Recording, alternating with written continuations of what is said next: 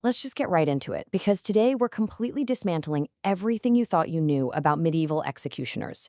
You know, when we think about the justice systems of the Middle Ages, our minds almost automatically jump to this very specific, terrifying caricature. But the reality of who these guys actually were, how they lived, and the immense social burdens they carried, it's honestly way more fascinating and a lot more tragic than any fictional horror story. So, we're going to strip away the fiction and look at the actual historical record of the men who manned the scaffolds of Europe. Because look, pop culture absolutely loves the image of the anonymous, sadistic headsman, right? We always picture this giant, hulking guy in a black hood swinging an axe with just zero remorse. But the historically accurate reality is completely different. First of all, forget the hood. Executioners in places like France and Germany were almost never masked. They operated barefaced, right in broad daylight. They weren't anonymous monsters. They were highly trained, deeply reluctant, and heavily marginalized civil servants. These were the ultimate pariahs, guys walking the streets of their own towns, completely recognized by their neighbors, yet entirely shut out from normal society. And to really grasp what their lives were like, we have to talk about this concept of unehrliche Leute. It's a German term that basically translates to dishonorable people. Now, this wasn't about having bad morals or like a sketchy reputation. This was a rigid, legally defined social caste. Executioners, along with skinners, latrine cleaners, and a few other trades, were branded with a dishonor that was literally hereditary. It acted less like a bad review and much more like a highly contagious social virus. Society back then believed in this idea of ritual pollution, meaning if an honorable citizen merely came into casual physical contact with an executioner, they could become infected with that same dishonor, completely losing their own livelihood and standing. And this stigma of dishonor was so deeply feared that it literally overrode basic human decency. Take this genuinely tragic case from the 1680s in the North German town of Husum. An executioner's wife was going into labor, and it was a really complicated, dangerous birth. But the local midwife completely refused to cross the threshold into the executioner's house. The fear of ritual pollution was so absolute, so ingrained, that the midwife let the executioner's wife die in childbirth rather than risk tainting her own social honor. I mean, that is the level of absolute, suffocating quarantine these families lived under. Which brings us to the remarkable journal of Meister Frantz Schmidt. His diaries give us an unprecedented look into this dark world. And the thing is, Franz wasn't born into a family of monsters, not at all. His father, Heinrich, was just a simple, respectable woodsman. But one day, a local prince arrested 3 conspirators, looked out at the crowd, and basically pointed right at Heinrich, forcing him by royal decree to perform the execution. Just like that, by a completely random twist of fate, Heinrich was plunged into the caste of the unehrliche Leute. The bloodline was permanently damned, and young Franz, he had absolutely no choice but to inherit this cursed profession. And because of that, his childhood was, well, the highly structured nature of an executioner's apprenticeship was bizarre and incredibly grim. You couldn't just walk up to a scaffold and start swinging a sword. Franz's father actually had to teach him the mechanics of the trade. As a kid, Franz literally started out in the backyard, practicing his swings by hacking at rhubarb stalks, because apparently they mimic the resistance of a human neck. Crazy, right? As he grew, he graduated to slicing pumpkins. Then, at age 19, his final test was putting down stray dogs. Only after mastering this incredibly morbid progression was he legally allowed to take a human life. But here's the thing. This intense training wasn't just about professionalism. It was literally about survival. There was a deadly 3-strike rule embedded in many German legal codes at the time.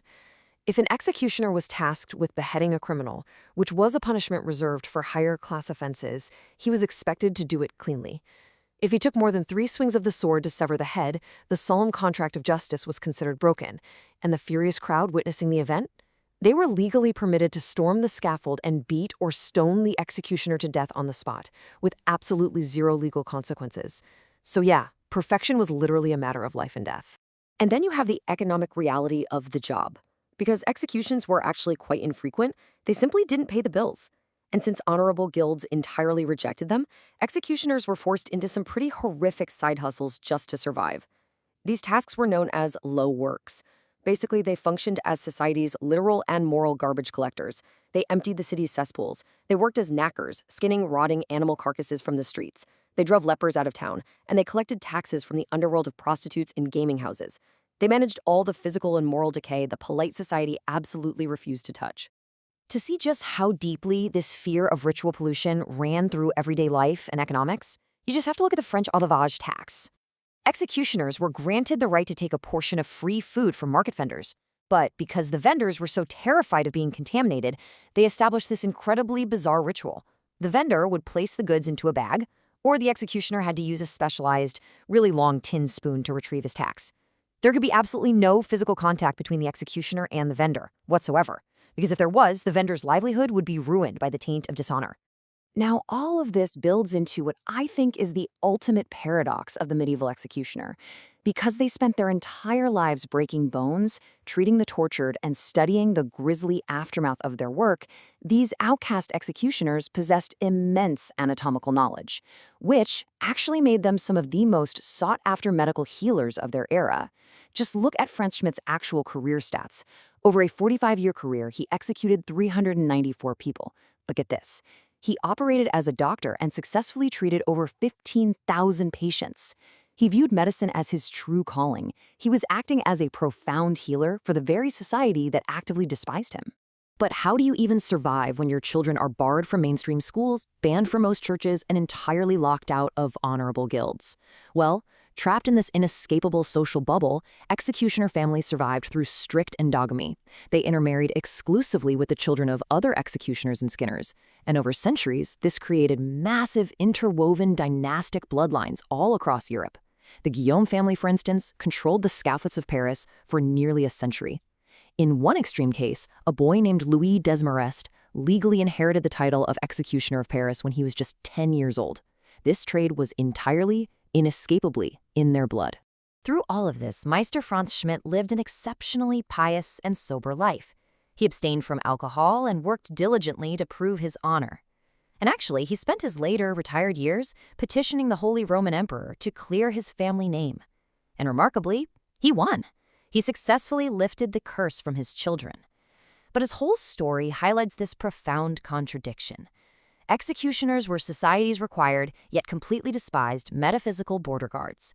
They recycled the dead, they policed the wicked, and they healed the sick, all while being quarantined in the shadows. As we wrap up this explainer, I want to leave you with a final thought about societal hypocrisy. The medieval justice system required the shedding of blood to maintain order, right? But it outsourced all the moral and spiritual guilt to a designated pariah. The history of the executioner is really just a mirror reflecting our own desperate desire for honor. It forces us to ask, when a society relies on outcasts to do its darkest, most necessary work just to keep its own hands clean, who is actually bearing the true moral cost? I hope this completely changed how you view the people who stood on the margins of history.